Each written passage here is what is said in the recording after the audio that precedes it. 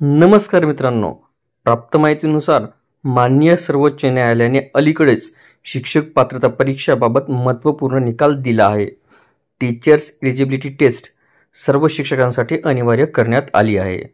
TET बाबत सर्वोच्च न्यायालयाचा हा निकाल समोर आल्यानंतर शिक्षकांत मोठी संतापाची लाट उसळली आहे.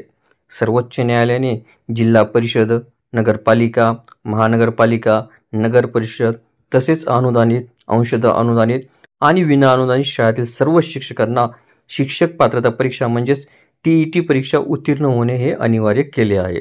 दरम्यान सर्वोच्च न्यायालयाच्या या निर्णयानंतर राज्यातील जवळपास 1.5 लाख शिक्षकांना टीईटी परीक्षा उत्तीर्ण व्हावे लागणार आहे. विशेष म्हणजे यासाठी शिक्षकांना 2 वर्षाची मुदत देण्यात आली असून या मुदतीमध्ये शिक्षक उत्तीर्ण झाले नाही तर त्यांच्यावर सक्तीची सेवानिवृत्तीची कारवाई करण्यात येऊ शकते.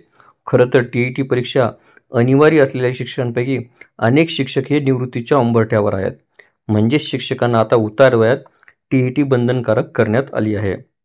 यामुळे शिक्षक संघटना कमालीच्या आक्रमक झालेल्या दिसून येत आहेत.